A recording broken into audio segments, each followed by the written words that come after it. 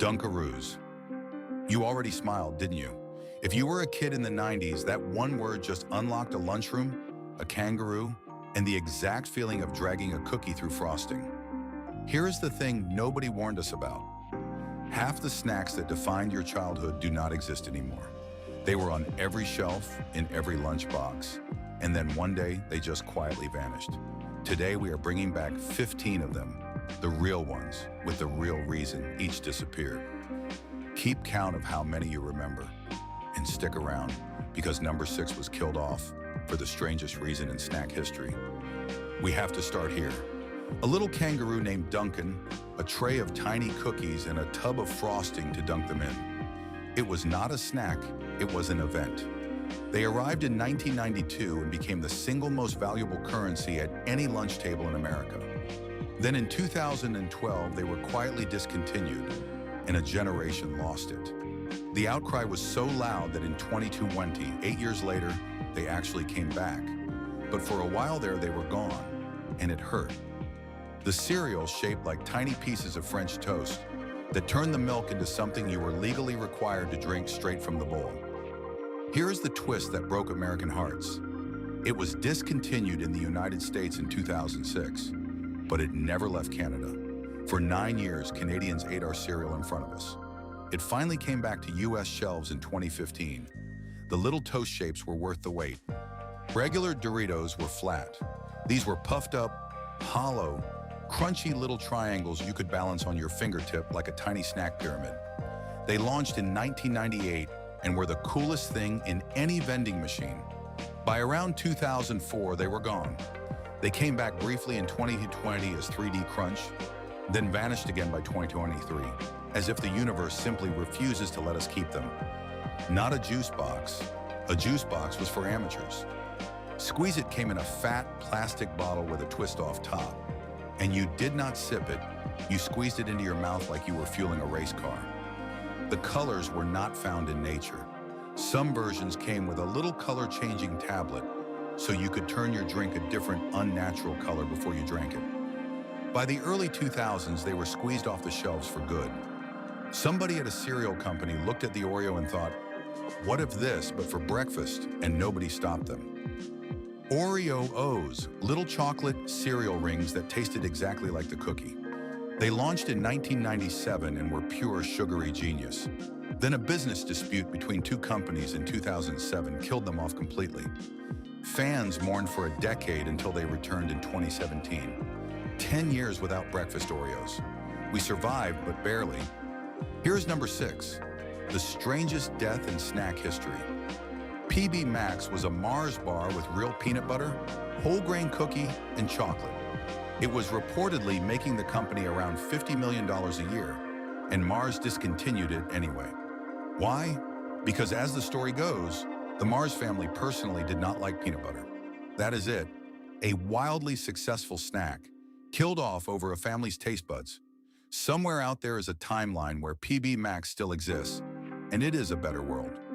A hollow chocolate ball with a surprise hidden inside.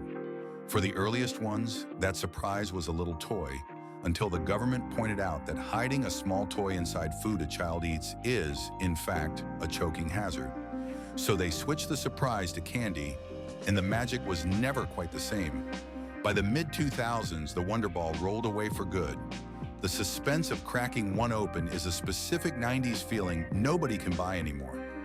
This one is a betrayal, not a discontinuation, and 90s kids still hold the grudge. For decades, Trix cereal came in perfect little fruit shapes. Then in 1991, the company changed them into boring round balls. Kids revolted. They wrote letters. And after years of pressure, in 2007, the fruit shapes came back. But for a chunk of the 90s, we ate the round ones, and we were not okay with it. The rabbit had been through enough already. An M&M with a light, crunchy rice center. That satisfying little crackle was the whole point. They came out in 1999, right at the edge of the decade, and were an instant favorite. Then in 2005, they were discontinued in the United States, while the rest of the world got to keep eating them, which felt personal. They finally returned in 2015. If you remember the bluish box and the crunch, you were there. Before energy drinks were everywhere, there was Josta.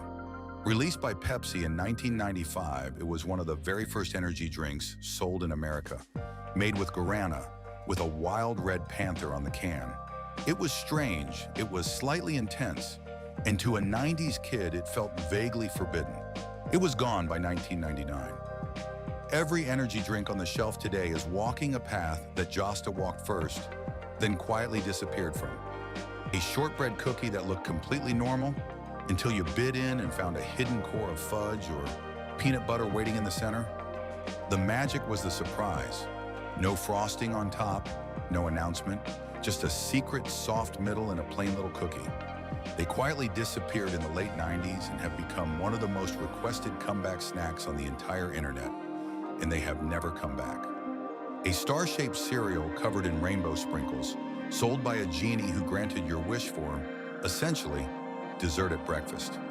It was loud, it was ridiculous, it turned your milk into confetti water, and it existed for only a couple of years in the mid-90s before vanishing completely. If you remember the wish, you remember eating sprinkles for breakfast and thinking you had gotten away with something. The snack that lets your mom feel good about herself. A granola bar, technically healthy, but dipped in milk chocolate and often studded with M&Ms or Snickers pieces. It lived in the gray area between a candy bar and a lunchbox snack, which is exactly why kids loved it and parents allowed it. Over the years, the flavors thinned out and then disappeared. The perfect compromise snack compromised out of existence.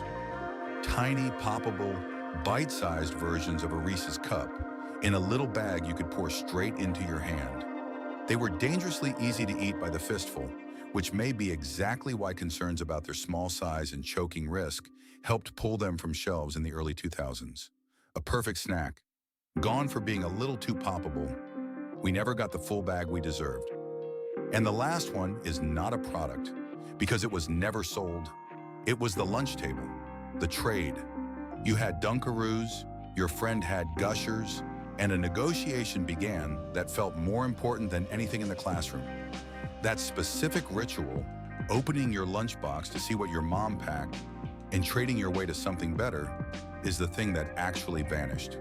The snacks came back, some of them anyway. That lunch table did not. 15 snacks, some killed by business, one killed by a family who did not like peanut butter, one that was never even for sale. A few of them clawed their way back because we would not shut up about them. That is really what this channel is, people refusing to forget. So tell me, and I read every single one, which of these do you miss the most, and which one did I leave out? Somebody in the comments traded you for it in 1997. If this brought the lunch table back for a second, subscribe, there is a new one every week.